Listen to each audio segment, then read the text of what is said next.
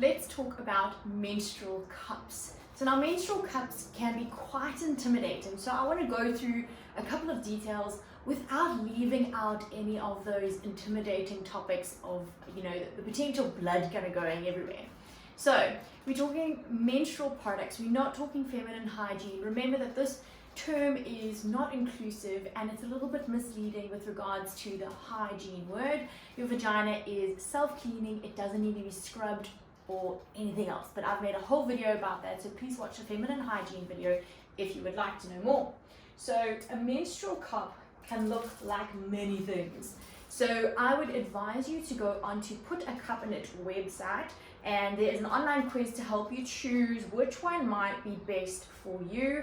So there are different colors, shapes, sizes, as well as different materials or different kind of firmness of the material. So this is depending on where you are in your childbearing years or menstrual years. It is dependent on how heavy your flow is, how your body is shaped, and what is going to be comfortable for you. So it's a good idea to explore. So menstrual cups, as I've said, can be quite intimidating, and the intention of them is to sit inside your vaginal canal and sit almost just below your cervix like that, and your cervix almost feels like that. So it's pretty much sitting over there where the blood comes out from your uterus. So it's sitting over like that, and then it's going to collect your blood, which you can then take out and empty in the loo. And there are very many benefits to using a menstrual cup with regards to comparing to tampons. So if you have any sensitivity to the materials that a tampon is made out of, then you might find that you have recurrent thrush, you have vaginal irritation. Tampons in themselves can sometimes draw out, their job is to wick out as much fluid as they can, so they can dry out the vaginal lining. And then there is the eco-friendly mindset where you might want to limit your impact on the environment. So you would buy something that is reusable as opposed to a one-use. And then it is also a little bit more expensive than buying a box of tampons, but over the long term you are going to be saving money because it is reusable. So you want to make sure that it is made out of medical grade silicone, and you kind of just check your source and you know where it's come from, that it's ethically sourced, and that it is a product that you kind of feel comfortable. If you're going the eco-friendly route, you want to make sure that it is checking all the boxes. But before I get distracted, let's talk about how exactly to go about inserting these menstrual cups. So I think I'm gonna use this one. It's a little bit, might be a bit easier to see. And I'm gonna come a little bit closer. So there's different folds that you can use when you are inserting the menstrual cup. So you might want to use a C shape. You might want to use almost kind of a folded in shape. And you might want to use a 7 type shape. So the reason for this is that it kind of makes it narrow, a little bit easier to insert. So I try to encourage people to try and learn how to do it one-handed, just to save on the mess, and in case you have to do it at work or at school, as opposed to doing it at home in the comfort of your own home. So if you can try and learn how to fold it one-handed, mine is a little bit bigger than this, so this little guy's a little bit harder. If you can learn how to do it one-handed, then it's a little bit easier to insert.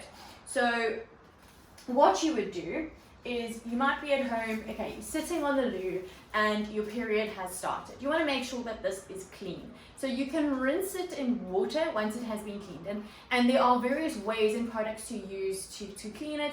One of the kind of easiest ways that I have seen is to pop it in some water in a mug and put it in the microwave for about 30 seconds. But please just test that out with your specific product, and obviously when it comes down out, you want to make sure that it's cool. So once it's clean, you would then want to rinse it under water to lubricate it a little bit, which is really nice.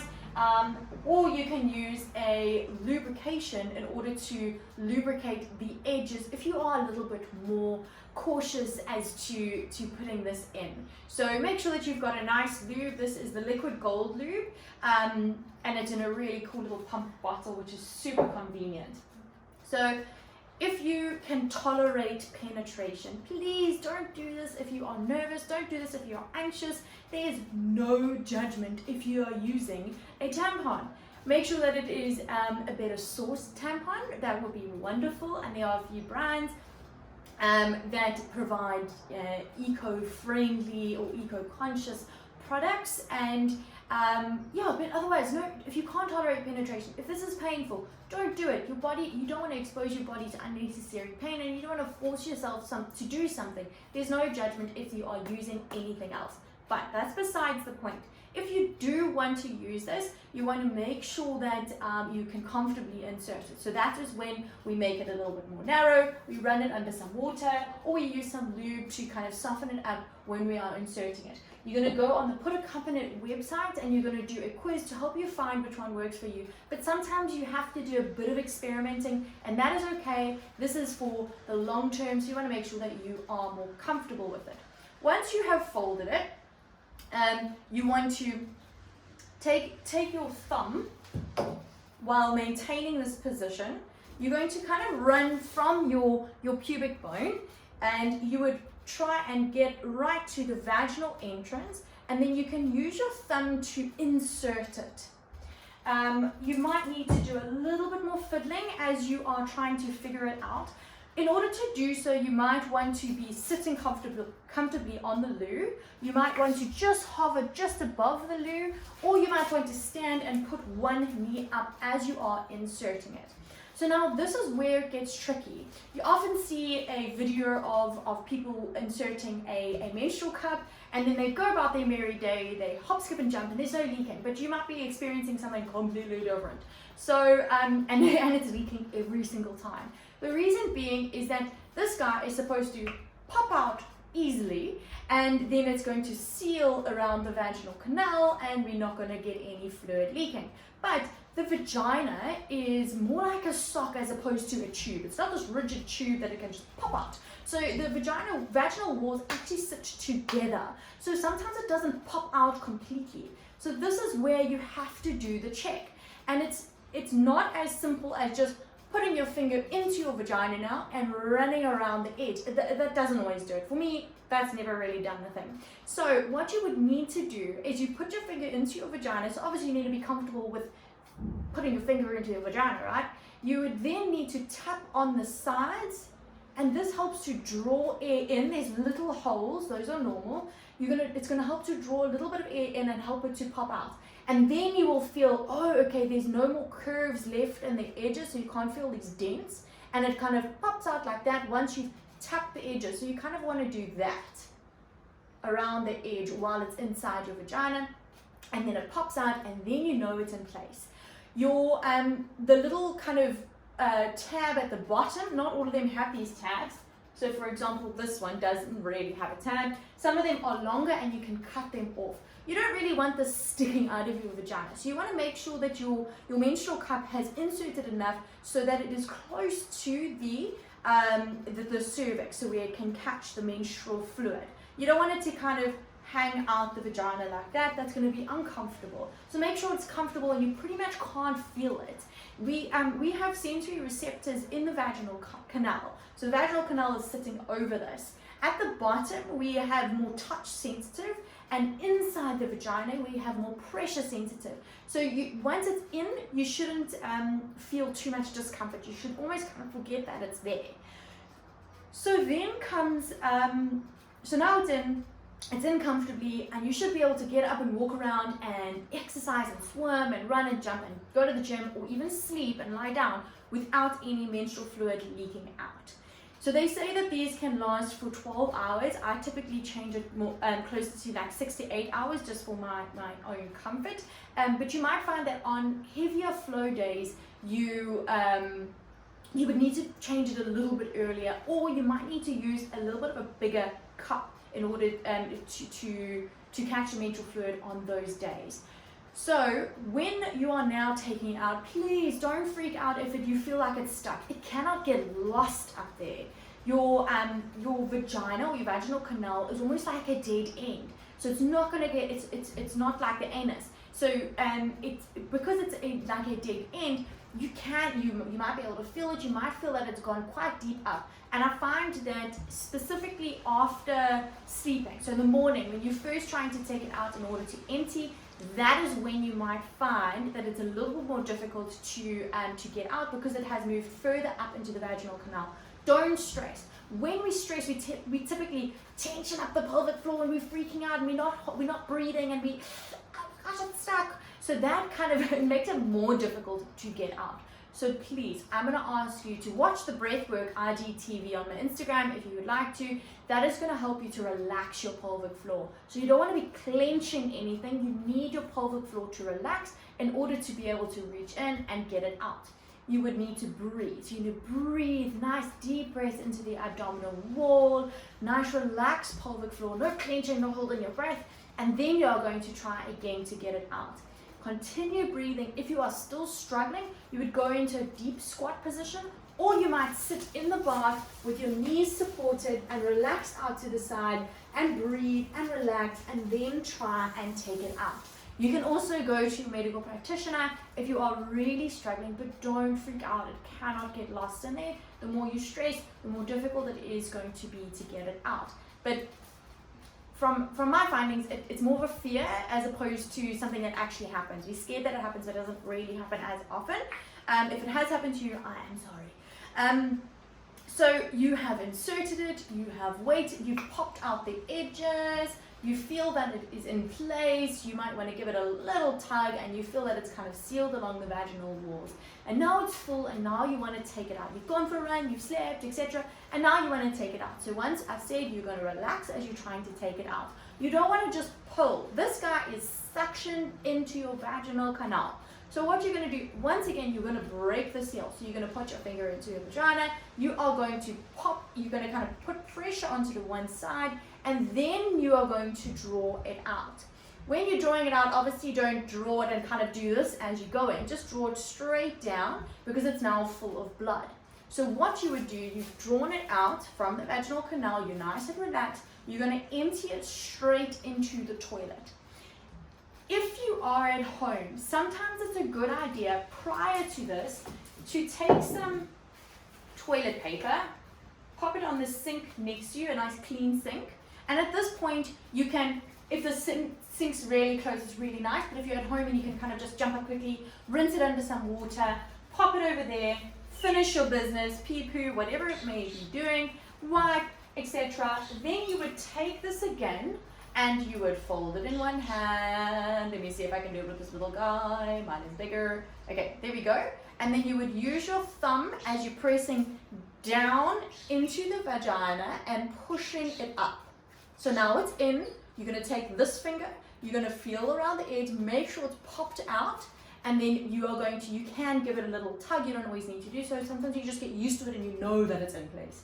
So once it's in place, then you can stand up and kind of go along your daily life. Once again, if I'm now wanting to take it out, I would sit on the loo, I would have my toilet paper prepped if I'm at home, I would break the seal, gently pull it out, empty it into the toilet, maybe rinse it under the tap if I want to, pop it over there, and when I'm ready to reinsert it, I would take it again and pull it out. Okay.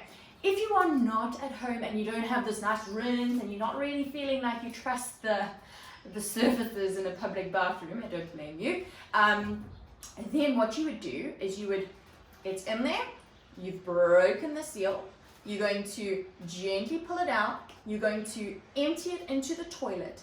So now this part on the inside, that has got the blood in it. This part outside doesn't have blood on it. So when you're grabbing this and pulling it out, you're not necessarily getting gory blood all over your hands. You're going to pop it out, pull it out, empty it into the toilet, and you can fold it once again. I mastered it. You see, practicing 3 times, and I got it already with this different cup. Fold it so that it's a little bit narrower. Feel along the top into the vaginal canal. Push it up with your thumb. allow it to pop out. Take this finger, once again, check the edges, make sure it is popped out, give it a tug if you need to, wipe if you need to, and off you go. Flush your toilet, please.